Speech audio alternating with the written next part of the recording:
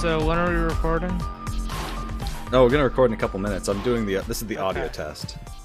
I already have like a really good intro, Excellent. set up for when you introduce me, and I have a whole great bit. Excellent. Hello, everyone, and welcome back to another episode of Video Games Are the Worst Thing on Earth. I am your host, Alton. With me, as always, is Reese. What up? It's me, Reese. Hello. And today we have Roxanne with us once again. Hello, Roxanne. Hey, it's me, Roxanne. I have some pretty bad news, though. Oh, what's the bad news? I caught the Holdma. Oh, what's Holdma? What's Holdma? Hold my hand. That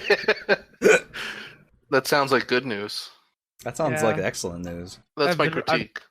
It's a really good one. It's a real knee slapper. That's when people say have a good one, that's exactly what they're referring to. Indeed. So, basically, the premise of this podcast is that we are the last bastion of gamerdom. We are the guardians standing between you and the gates of fascism, keeping you young, innocent gamers from the disgusting pits of reactionary thought. Envision us as beautiful 7-8 foot tall angels speaking the truth about video games when no one else will.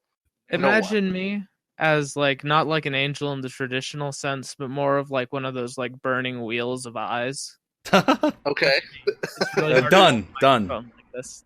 I mean, that's what I meant, is a 7 foot tall burning wheel of eyes. I mean, that's how I imagine you normally, Roxanne. Oh, thank you. So, are we ready to we've got a lot of stuff to cover today. We've kind of just rolled out of bed to do this podcast because there's so much stuff to cover. We have so many different topics to go through. We're recording this on Labor Day, so we're doing labor on Labor Day, and we'll be Labor Day is Labor Day. We're going to be sending all of our listeners an invoice, so get ready for that. Yeah, this is podcasting overtime. We expect listens and a half for this episode. Yep, we just rung up Roxanne. We said, it's Labor Day. You're going to do some emotional labor. Thank you. Thank you so much for joining us again, Roxanne. I'm so sorry to hear that you caught Holdma. It's a good thing that you didn't catch the more virulent and deadly strain of it, which is Ligma. Yeah. What's the Ligma? doctor initially mistook it that I got catches, but I'm glad I didn't. What's catches? Catches hands. Oh, this joke is a fucking train wreck. Anyway, I don't understand what. It was supposed to be like catch these hands, but then I realized that I don't know how to say vowels. Oh, okay. That's an unfortunate thing to realize, like halfway through a sentence. Yeah, pretty much. I think most words are composed of at least some vowels. I mean, you can be like me and just kind of like go for like only focus on vowels, and just your sentences kind of becomes unintelligible after a while, but you basically get the thing done. That's bold. That's a power move. Yeah, it's great. You can get any job only speaking in vowels. I'm certain of this. That would be pretty dope. You just be like I-E-O-U and just like you're hired. Congratulations. Well, welcome to Ubisoft. Oh, geez. I can't wait to make not particularly good open world games that for some reason manage to hold a firm 8 out of 10, despite all just being like a slightly less interesting Grand Theft Auto. I would say more than slightly. It's moderately less interesting. Grand Theft Auto at least has a Bob Seger song in it, and I think that really sets it above all. Yeah, and I mean, plus they also have references to like tentacle porn in some of them, which I think is really dope. And I think that more games should have that. I think more games should have unironic references to bizarre pornography. By the way, I stand by what I said. Colin Space Twinks, our arms are open. Come on, Kirby's Clubhouse. Hell yeah. The VGATWTOE Steam group only rates games positive or negative based on their bizarre pornography references. So Video check that game out. Vorwatch. Video game Overwatch, yeah, by exactly. one horny gamer. Oh man. This is a callback to our episode when we did the Steam curator for like there's this person called One Angry Gamer, and he has a Steam curation group that fucking rates games based off of how much they trigger the libs. It's fucking awful. Yeah, you know what? Just real fast. I'm going to actually start the One Horny Gamer group right now. That's a really good idea. We can collaborate on this at the end of the show. Excellent. We'll be linking that in the show notes. You better like, you better subscribe, you better tell your friends. Yeah. Otherwise, we're going to get furious. We're going to go to our room. We're going to cry, and you don't want to be responsible for that. Exactly. Yeah. Speaking of Vorwatch, where's this going? Sorry, I misread it. Sometimes I'm a little bit dyslexic. Speaking of Overwatch. Oh, Vorwatch would be a very different game. I thought that when you first said that there was an Overwatch joke coming, but no, I legitimately was like, speaking of Vor, I was like, what? It's just like, where is this going? But no, Overwatch. It's the mod for Overwatch where instead of guns, you just Tracer just straight up eats Bastion. It's great. This, but unironically, I mean, damn. There's no irony on this podcast. No irony, 100% genuine. That's right. Let's go talk about that fucking Call It Space Sphinx game about getting ate by a Dargon. I'm into it. Yeah, I looked that up. It's good, unironically. Really, the AAA game sector is this. We talk about the inefficiencies of capitalism all the time on this podcast, and really, this is one of the most clear examples I could possibly think of. Is that the AAA game sector is leaving this huge field of consumers just begging for Vor content, just leaving them high and dry. You know what? They didn't talk enough about gaming at the Vor panel I went to at Denver. Like, they didn't. Yeah. There's almost no references to gaming. They were like, all right, what kind of stuff do you know that has Vor in it? And they were like, Shrek. And it's like, no. Not even talking about Yoshi. This is bullshit. I'm reporting you to Roblox. I mean, I think Nintendo is really the pioneer in Vor-based video games, but even then, they've been really slacking recently because, they only have Kirby and Yoshi, and they haven't necessarily expanded on that. I think they should. Yeah. Finally, someone understands my plight.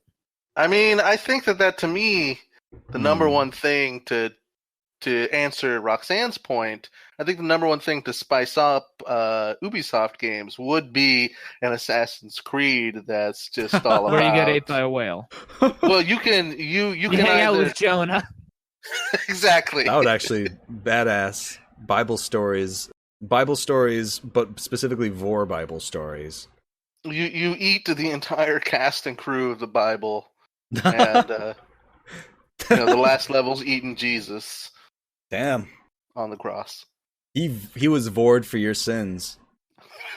All right, let's get into this article. That's just the premise of Donut Country. By the way, get that. Donut County, it's good. I've heard that. It looks pretty good. I was thinking about buying it. It's on sale for 10% off now. It's Katamari, but you're a whole. It's kind of it's not the same as Vor, but it is similar. No, I'm talking about it unironically. We were moving past our dubiously ironic fucking Vor talk. No, we were talking about Donut County. It's good. Get it on your machine. It's great. It costs $5.99. I don't know. It's like $11 right now. It costs not enough. Oh boy. All right. It's raw as hell. Continue. I'm gonna check it out. Everybody on Twitter is freaking out about it, and that's the only place I get any news or information from, which is healthy. Incredibly healthy. Anyway, this article comes to us from rockpapershotgun.com. Blizzard disabling paid loot boxes in Overwatch and Heroes of the Storm in Belgium. Blizzard are to disable paid loot boxes in their games Overwatch and Heroes of the Storm for players in Belgium, following the country's recent ruling that their random grab bags of hats constitute gambling.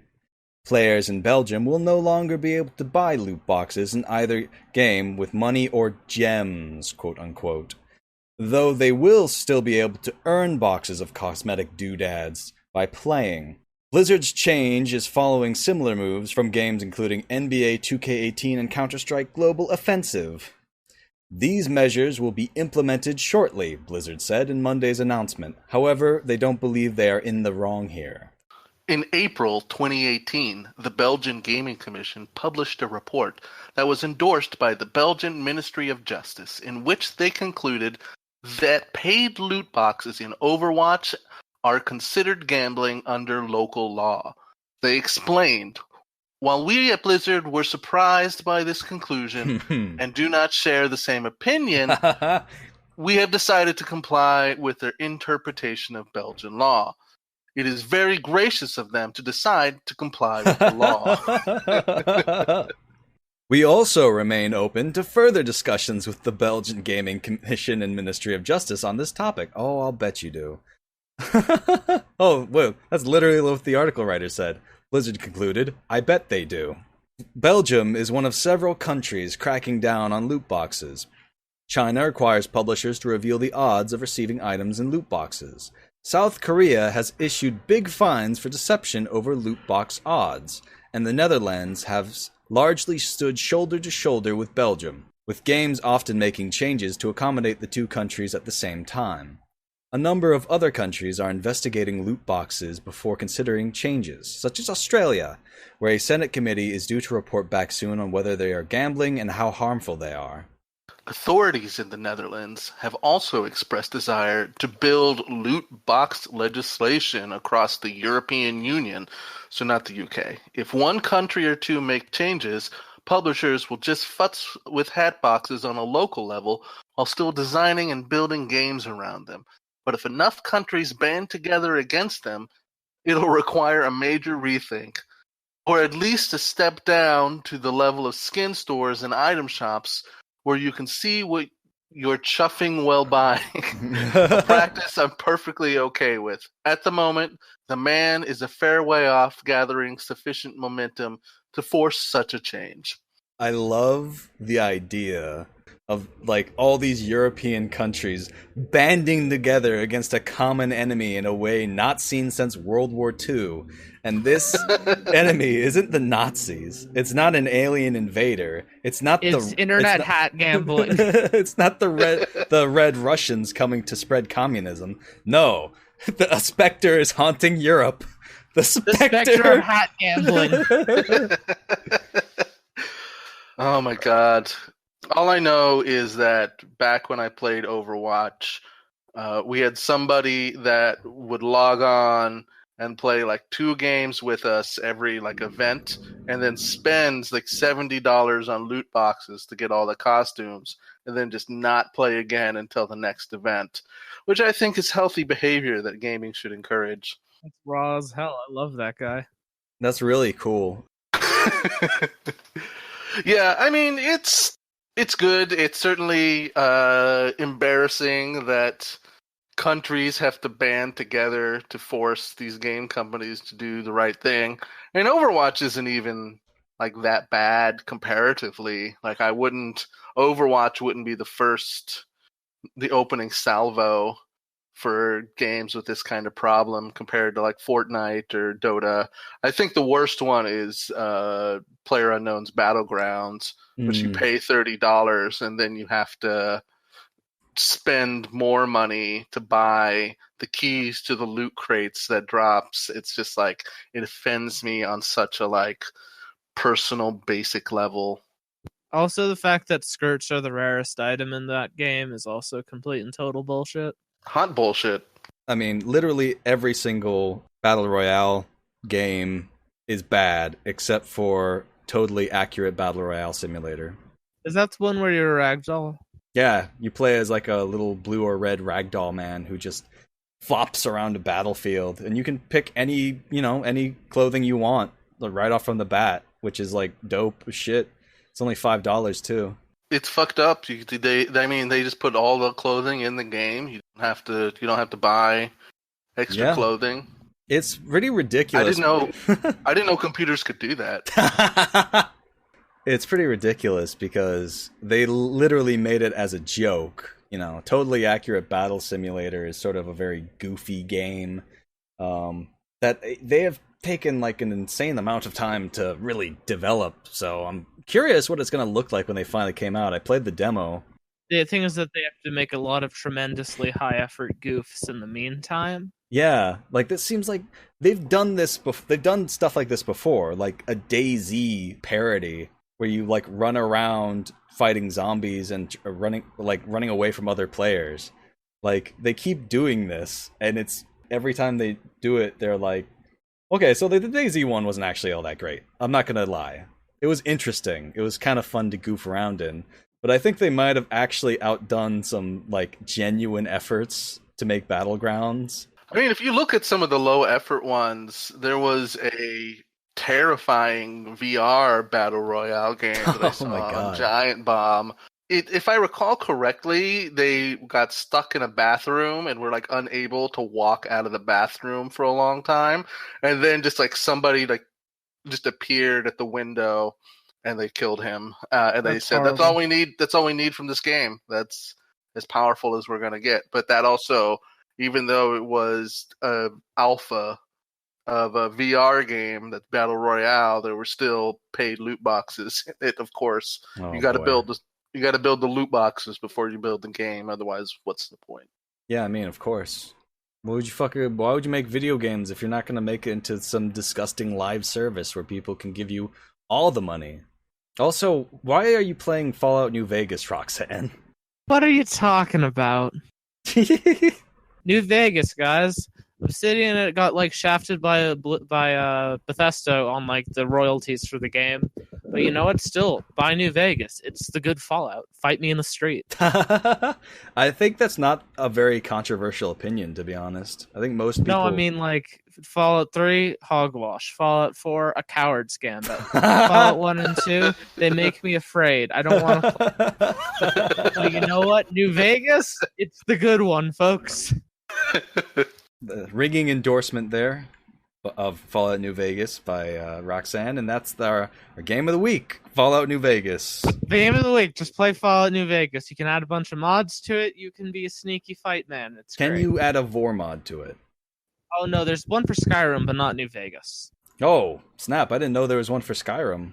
I'm gonna check that out. Very high effort. I know what the game of the week next week's gonna be. I'm gonna get Skyrim VR and then add the vor mod. Oh no! They don't. I don't think the vor mod's compatible with the VR version. But that's a real. You know what? Can you imagine if you got ate by a Dargon in VR? Oh no! In this one, you are eating the Dargons and not being the one being eaten by the Dargons. That seems like a serious oversight. Honestly, you should have both.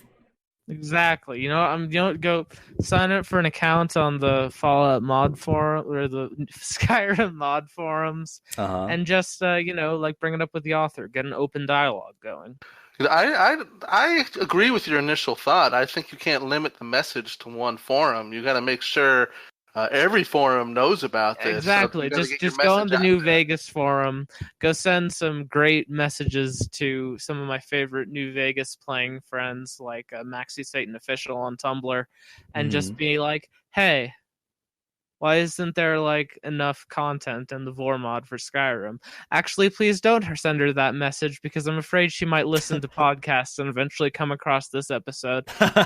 Don't actually do that, or many of the things we say to do. But do send as many messages as you darn well please about just literally whatever, just how your day's going, just how your hydroponics plants are going. Send as many of those messages as you want to @BronyNoScopes with a Z on Twitter.com. Cool. Very cool. He's a pal of mine. He's the DM that I do have to interact with on a regular basis. And yeah, just put his Twitter link info in the show notes. Oh my God. Just let people know. To send him like updates on your day. So I think I found a nice little salt nug for us for the Salt Mine segment. As everyone by now is probably already aware, the Cyberpunk 2077 official Twitter account at some point made this incredibly tasteless and just lame fucking joke, responding to some asshole we don't really care about, that, did you just assume my gender? And like literally just that, like unironically making that did you just assume my gender joke to somebody. In the year of our Lord 2018, making not only just like incredibly tasteless jokes, but incredibly hack tasteless jokes. Just like not even funny tasteless jokes, just like old, dried out, decrepit, miserable jokes that, like, at this point, the joke is that the joke is fucking awful. And if you use it unironically, it boggles the mind. Unlike our hilarious tasteless jokes, like Samwise Gamgee loves ball busting. Samwise Gamgee. What? That's not a reference anyone's going to get, because we made it up. It's not a reference. It's just it's just real. That's the Lord of the Rings canon. I'm gonna go. I don't actually have any Lord of the Rings fans. I have a Star Wars fan that that I know. Ask them. It's the same thing. He had like a several $1,000 mass of like accumulated Star Wars novels that he had. Mm-hmm. It's the same universe. I haven't talked to him in a while. Do you have any Star Wars questions? Why don't they mention midichlorians in the new movies? I'm gonna go ask him that. Do it. Why does Yoda love ball busting so much? Yeah, does it bust my balls? You must. All right, let me just go message my boy Troy. Good. We're recording evidence against us for when we get banned for harassment from Twitter. Excellent. All right, well let's bring this around to the gamer take while we wait for the answer. Oh, holy shit! I completely forgot about that. Anyway, at some point they actually decided to give an apology for it, and it ended up being like a really shitty non-apology. But it's like, sorry to all those offended, which is like one step removed from sorry you're offended, which is like the most passive-aggressive ass apology you could possibly give.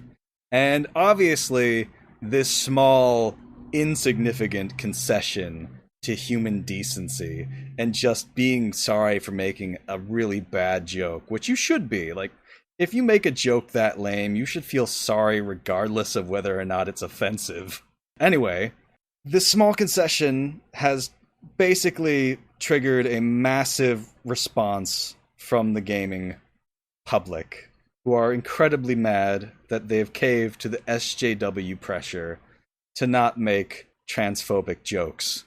Okay, so here's the original tweet from the Cyberpunk Twitter. Sorry to all those offended by one of the responses sent out from our account earlier. Harming anyone was never our intention.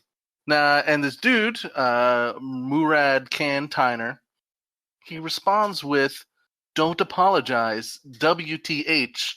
Don't bow to those pathetic, insecure SJWs. They won't stop until they skin you alive. Don't you guys know how to deal with special snowflakes?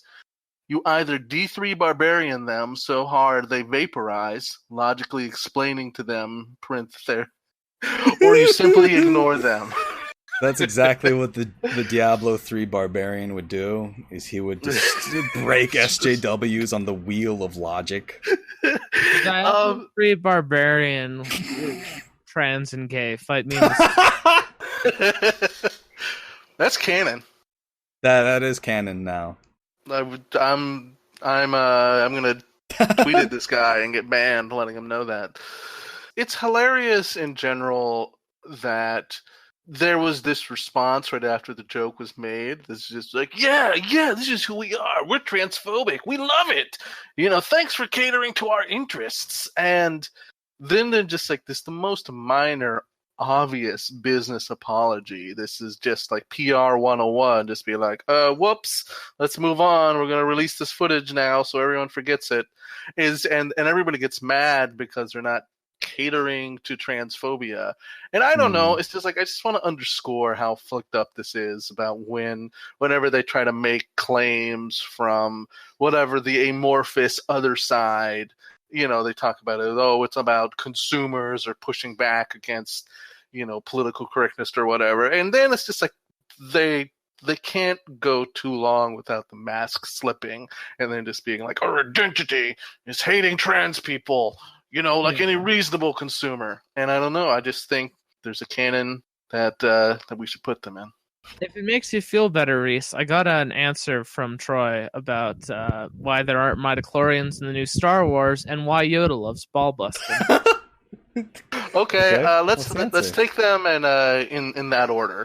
Midichlorian first. Because they aren't, and it's stupid. They were a thing. Fair. With regards to midichlorians. Okay. And to the second question, he responds, he's 800 years old. I think he's earned the right to bust all the balls. It's a fair answer. I mean, how else? I mean, at that point, you got to keep things spicy, you know? Missionary isn't going to do it for Yoda. He's into the hard kink. It's been around so long that it just like he barely feels anything in those shriveled little I want you to avoid saying a noun. Like, I really want you to just use those adjectives and not make me have to visualize like anything. Like, if you just keep it to adjectives nuts. And just leave like an Orwellian horror, that's better than you like saying like his wee little green cock. Oh boy. The best part about that, Roxanne, is that the mic cut out right at the... His wee little green cock is what I meant to say. I apologize. This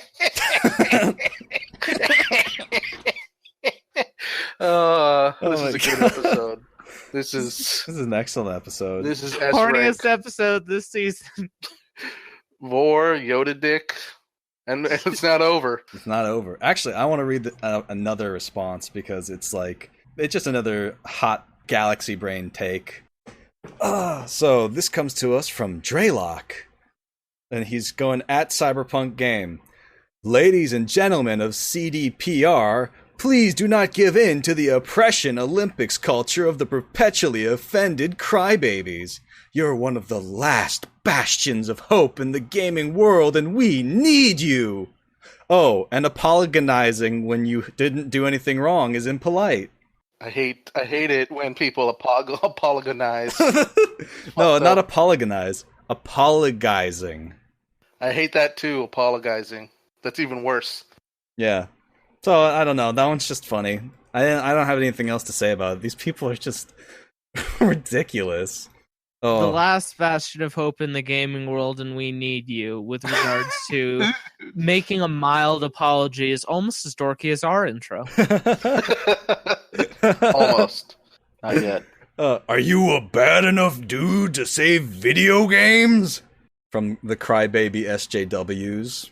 It is like, we've hammered this home like a million times, but they always like do this double think thing where, you know, SJWs are crybaby pushovers who are like easy to defeat and logically own and humiliate like the Diablo 3 barbarian does. You know? Diablo 3 barbarian. Famous trans being the Diablo 3 barbarian. Both famous gay and trans barbarian, and also famous for their debate skills, which out of this world, really. Just go up to fucking Diablo and Joe Rogan, destroying them with logic and reason. But anyway, that's the scoop on the Cyberpunk 2077. Shout out to friend of the show, Shitty Gamer Takes. Shout out to friend of the show, Brony No Scopes. Just send him some updates. I'm sending him tweets. I'm glad. So check out Shitty Gamer Takes at Gamer Takes if you haven't already.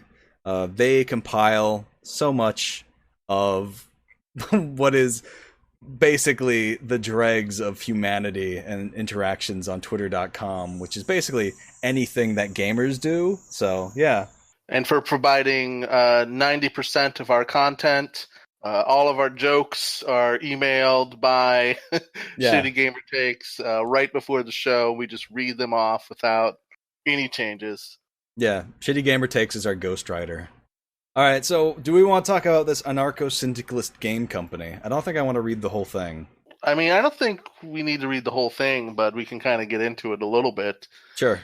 We've just been, for like 7 episodes, this has been on the docket, so we just need to put the dog down and move on. This is our perpetual Lassie. Wait, no, they don't kill Lassie. I'm thinking Old Yeller. I mean, not yet. We haven't. They cut that episode. Okay, I will get us started.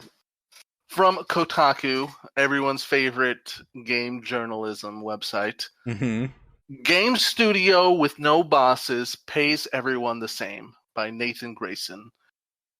The game industry is not exactly known for valuing workers. Big studios are rife with soul-destroying crunch and end-of-project layoffs. French studio Motion Twin, developer of Castlevania-inspired roguelike Dead Cells, is trying something different. Workers own and manage the company. There is no boss. Motion Twin describes itself as anarcho-syndical workers cooperative. What this means in practical terms is that all of its 11 workers are, in theory, equal. Same pay, same say. We actually just use a super basic formula. If a project finds success, people are basically paid more in bonuses, and everyone is paid the absolute same way, said longtime Motion Twin game designer Sebastian Bernard in an email. The devs and the artists are paid the same amount of money, and people like me who have been here for 17 years are paid the same amount as people who were recruited last year. It seems to be working. Motion Twin has been in business for nearly 2 decades, and the studio's most recent game, Dead Cells, has sold more than 700,000 units on PC alone, even before leaving early access. Motion Twin's pay and ownership system, Bernard said, constitutes a direct challenge not just to the exploitive practices you see in a lot of other companies, but also to tired old-world corporate structures in general. Games are team projects, after all, and Bernard believes that it's almost impossible for anyone to definitively declare that their particular contribution of blood, sweat, tears, and cum, I added that last one, had any more of an impact than anyone else's. I'm sorry, I couldn't help myself. Bernard would not disclose the exact salary anybody at Motion Twin brings home, but it said it's roughly the same as in other game companies, before bonuses. Decision-making is also a team-based process, albeit one that doesn't always require everybody to sit down at the table and argue their case. Small-scale decisions happen in Slack or around the coffee machine without too much brouhaha, Bernard said, but important strategic shifts and decisions that will impact everybody result in full team meetings. If a consensus doesn't emerge, they take a vote. Sometimes that means people don't get their way, and that, Bernard says, is the tricky part. In other studios, most developers don't get to leave their mark outside their designated cog in the machine. But at Motion Twin, everyone is used to having equal say. When things don't go their way, this presents a new set of challenges. Bernard said the biggest one is to accept that sometimes you'll be right and your proposals will be chosen, and sometimes your well-intentioned, super revolutionary idea will be thrown away by the team. That's the way it works, and everyone has to accept that the resulting decisions were made by people who understood your point of view but decided to scrap it anyway. I think that this is just like a really good company design. Like, anarcho-syndicalism fucking rules, and the fact that a game company is doing it is also pretty good. I agree 100%, and it's a good game that's I find very enjoyable and has received good reviews, and even among the gamers that normally would probably hate this if they actually knew the way it was set up, it's beloved among them as well. I feel like most gamers are not very politically informed. And so if you said anarcho-syndicalism to them, their eyes would just sort of glaze over, and they would just look at you with this blank expression on their face while Mountain Dew dribbles down their fat, disgusting lips. Same, to be honest. speaking from my own experience before getting into like left-wing politics, nobody fucking knows what anarcho-syndicalism is, but this is, I think, a pretty good introduction to it. Absolutely. I can't say that even though I am fairly lefty, I am not the book reader of the group, and I could not probably give you a strong definition before having this example set in front of me. Yeah, we are here on Video Games Are the Worst Thing on Earth. We try to read books, but they are for nerds and thus inherently repellent to us. Speak for yourself. I fucking love books. Well, I love books too, but my books are mostly about just the lore and the philosophy of Yoda's pistachios. I get that. the deep cultural history of tentacle porn in Japan. One other point I would like to make about this before we spin off into Silly Land is that something that I think is it's discussed, but I think is important when kind of like presenting these ideas to a larger world. You know, we would all like things to shift further away from the kind of capitalistic systems, but I think it's important to have examples in place of these cooperative works that even if it's not necessarily, you know, a threat to AAA gaming as a whole, to the way that they run their systems, like it shows that there's another path. And I think that it's a very kind of small scale example of things other companies should do if we want to kind of chip away at the messed up, horrible world that we have into something a little bit more, I don't know, you know, considerate and cooperative. Really, the challenge of something like this, and why I think it would be incredibly, incredibly difficult to try to get something like this running in the United States, is that most existing corporate structures have a lot of support from the public sector, whereas unconventional structures like this really don't have a lot of existing legal framework, basically. I mean, I'm obviously not an expert in it, but there is no like incentives in place to try to develop industry in this way.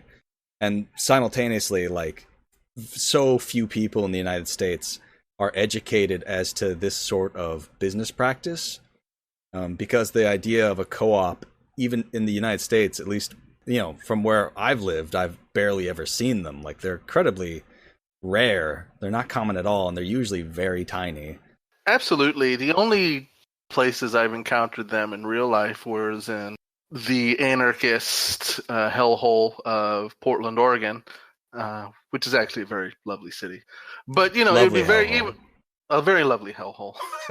But it's, you know, that it would be like, you know, you go to this co-op grocery, or, you know, there was a co-op hardware store, and it's, they were always kind of a superior experience. The issue is that it tends to be a little pricier compared to the kind of nightmarish labor practices creating bargain basement prices at Target or whatever. But I agree, it's tough, and I'm a big dum-dum, so I don't know you know, what the correct way is to deal with that. But I just think it's interesting, and it's nice to see somebody making a little bit of headway.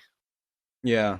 Really, I think the biggest challenge here, in order to have like a workers' cooperative, would be education, because, like I said, there's so few people in the United States who actually know what the fuck anarcho-syndicalist even means. Like, let alone people that could put it into practice. Like, that you'd have to spend a great deal of time just getting people up to date. And I think that American attitudes also are just, even were they to be educated, would be incredibly shitty. You know, there was that, I don't know if you saw that Reddit post, it was from Legal Advice. Yeah, I was thinking exactly that one. About the guy that didn't get a job because he said he didn't believe in cooperatives, and he wanted to know if he could sue because he believed that he should be paid much less than the boss. He was saying, like, should bosses be paid more than their workers? And he was like, yeah, I think it should reflect the amount of work, the increased responsibility. And it's like, he doesn't get what a fucking cooperative is at all.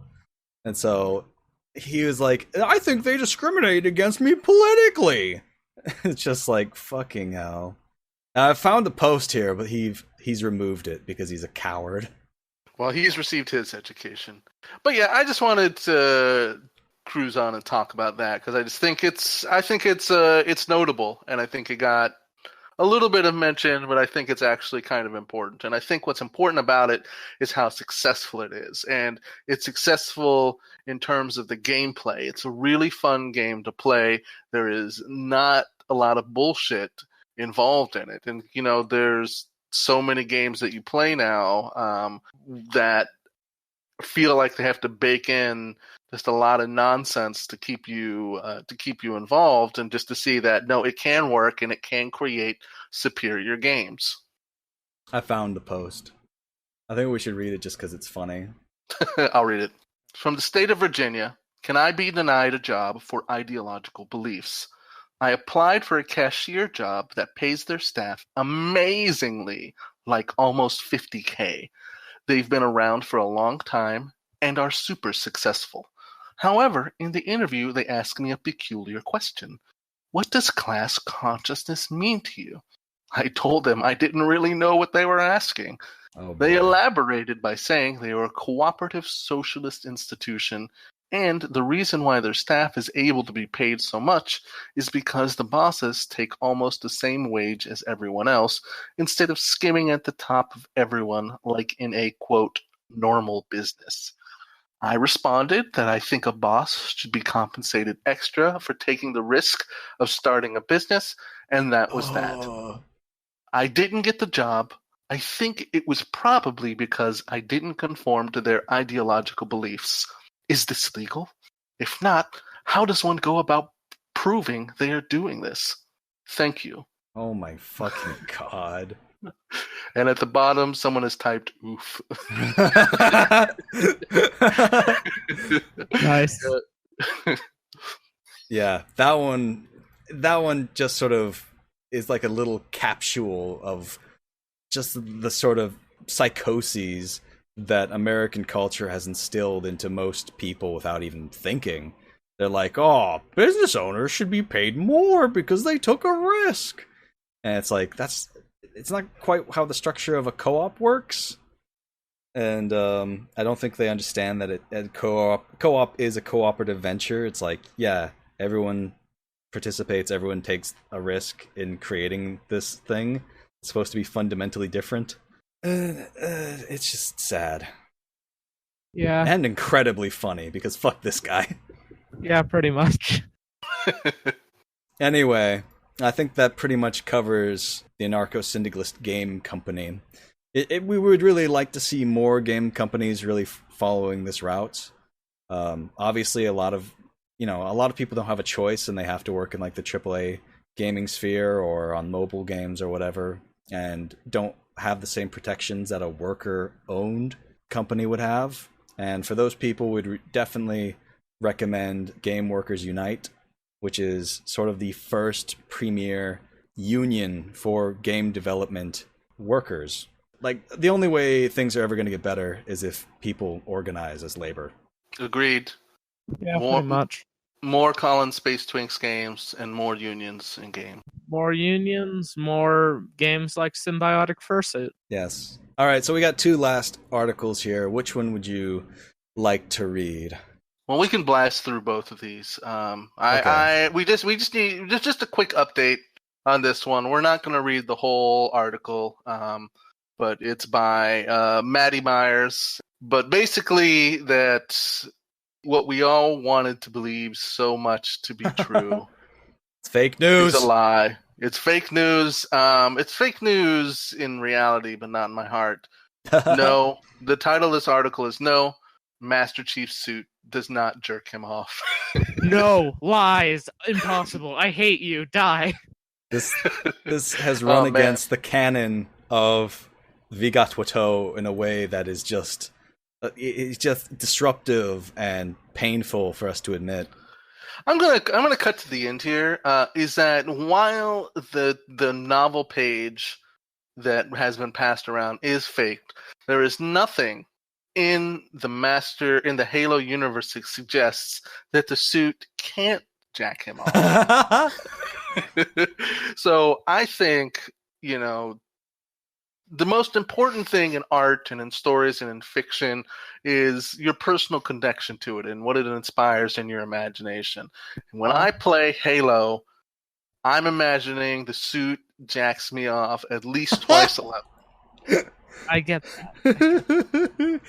I think I'd like to give a little bit of the history, the etymology of where this meme came from. But basically, is that this started with a drill post, as all good things do, on May 11th, 2017. My main issue with Master Chief fucks Cortana is that if you read the Halo novels, you would know the spacesuit automatically jacks Master Chief off. And then, apparently by the end of the day, Halo fans began circulating a page purported to be from Eric Nyland's Halo novel, The Fall of Reach. The excerpt on this page appears to back up Drill's assertion. Too bad, it's a clever fake. And this is I'm going to read from the passage.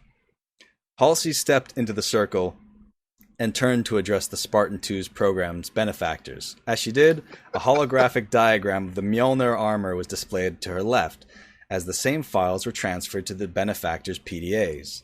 This Mjolnir combat armor is quite possibly the most critical advancement in our program, she began.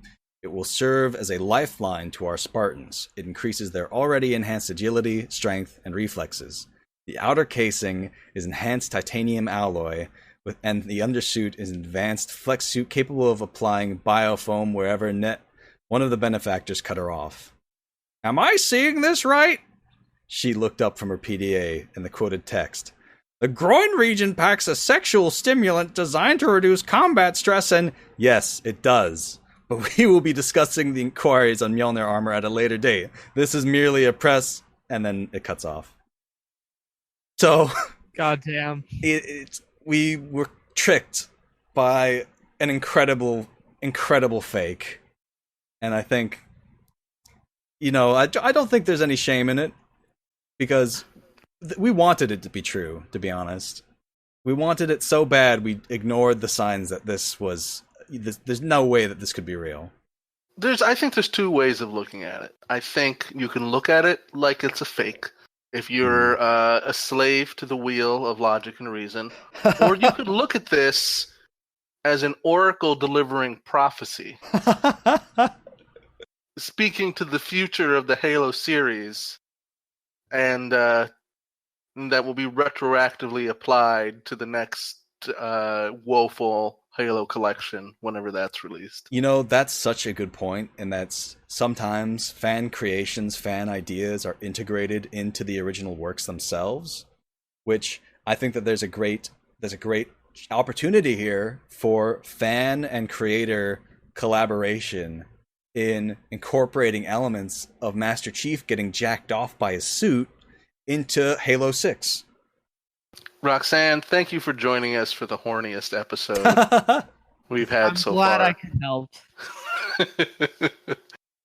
But I think we're getting a little short on time, so we're just going to go ahead and blast off with this final article reading, which is just one of the saddest stories I've heard all year, and is actually related to the crippling affliction that Roxanne got earlier in this episode.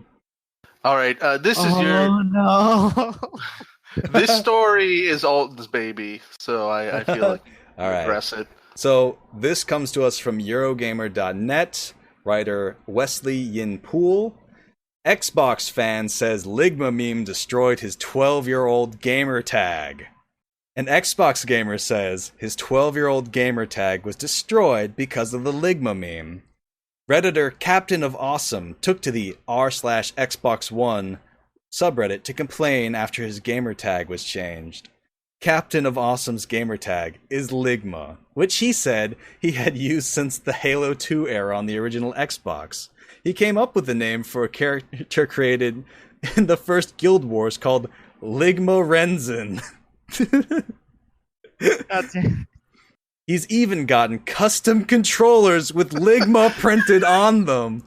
Holy shit. This man has been like using the Ligma name for so long that he has custom controllers with Ligma on the front. Talk about prophecy. This is This man predicted it. This guy is the future. A few months ago, Ligma started getting messages on Xbox from people talking about some sort of sickness. Asking if I was sick. Asking if I got other people sick. References to unmentionable body parts that may or may not also be sick. This turned out had to do with the word Ligma being a meme. Ligma is a fictional disease that was used as part of a death hoax against Fortnite streamer Ninja. Concerned fans would ask what Ligma is. The response would be, Ligma balls. For OG Ligma, the messages kept on coming. It got to the point where I could hardly delete them fast enough. Some of these messages were not very nice, so I decided to take my profile private from the messages, which has since been changed back to open. Then, yesterday, well, according from this article, August 24th, 2018, Ligma found his gamertag had been changed to Angry Kitten 1025 after Xbox had received complaints about the Ligma name. That's fucking bullshit. No. That's fucking lame. Holy shit. They've, like, you're all cops. Anyone who reported Ligma to the Xbox service is a fucking cop. I'm confused as to why the meme that a streamer creates can allow such action to be taken against someone who has been a supporter of Xbox for so long, wrote Ligma. I have nothing against streamers or memes, and I'm not claiming that anyone copied my gamertag. I just made the word up. Anyone else can / could too, but it's pretty uncool when Xbox / Microsoft can use any new meme to destroy a gamertag that's 12 plus years old. Oh, poor Ligma. Seriously, chalk up another crime to Ninja's rap sheet, as far as I'm concerned. Seriously, like, not streaming with women and now destroying this poor innocent lad's gamertag. Oh, but there's even more further developments. The post on Reddit blew up, receiving over 36,000 upvotes and 1,500 comments, most of which were expressions of sympathy for Ligma's plight. It wasn't long before the thread caught Microsoft's eye. Xbox Larry Major Nelson Shrib posted to ask Ligma to send him an email. I can't promise anything, but I can inquire on your behalf, Major Nelson said. In the meantime, please go through the normal Xbox enforcement appeal process. So, we have Microsoft employees looking into Ligma. And what is to be done about Ligma? There's a happy ending to all of this. It looks like Major Nelson pulled some strings, as Ligma updated his post to say his original gamertag has been reinstated. You can check out his profile on xboxgamertag.com. Holy shit. I woke up to many messages from you guys that I'd got my gamertag back, Ligma said. But in a final twist, it turns out his wife, who was gone by the gamertag Mrs. Ligma. Holy shit! Since 2011, has also fallen foul to Microsoft's complaint system. According to Ligma, her gamertag has now been changed, and at the time of publication, it hasn't been changed back. Come on, Major, time to pull those strings again. Mrs. Ligma! Oh my god, this is such an amazing story. This blows my mind. Holy shit. I used to do tech support for Xbox, and I wish to God I had gotten this phone call. This would have been such an amazing moment. But it's totally true. Like, this sounds 100% like I can track, in my brain the process. The worst part about all this is that the people who report the naughty names, there are volunteers that read through them just because they love Xbox so much, and they can vote which ones should be banned or not. So it's not even an Xbox employee; it's the little snitch minions that ban Ligma, and that's what infuriates me the most about all of this. These people are class traitors, honestly. Oh man, thoughts and prayers to Miss Ligma. Mrs. Ligma, I'm Ligma. Well, I can't believe Mr. and Mrs. Ligma. Oh God. Holy shit. Oh, I don't think we're going to top that, so how about we go ahead and wrap up? Thank you, everyone, for listening. Roxanne, where can people find you and your great online content? At Snugcrow, but you all should really be following at Brony No Scopes with a Z on Twitter.com. That's right. Ruin this friendship I have with my dear friend. Your dear friend Brony No Scopes. Brony No Scopes is a champion. Please follow him on Twitter. Go there now. Do it. So, Reese, where can people find you and your great online content? You can find me at Brony No Scopes with a Z. No, my Twitter is at Your Very Good Bud. I'm also on Mastodon. I'm still trying to force that. At Your Very Good Bud at mastodon.social. It's the lame main federation, but I'm too lazy to change it. And that's it. No, nothing else. We also have our main VGATWTOE account on Twitter, which will probably be linked in the description. And now we also have a website where you can check out all of our great episodes and listen to them, download them, get the RSS feed and links to the Android and Apple podcast playlist. That link is Video Games Are Worse at pinecast.co. And you can find me at 8alton8 on Twitter and at altonplays on YouTube. And I think that's just about it. You can also follow me outside. Take my hand. We're going to go on an adventure. That's dope. Well, until next time, thank you all for listening. Bye-bye.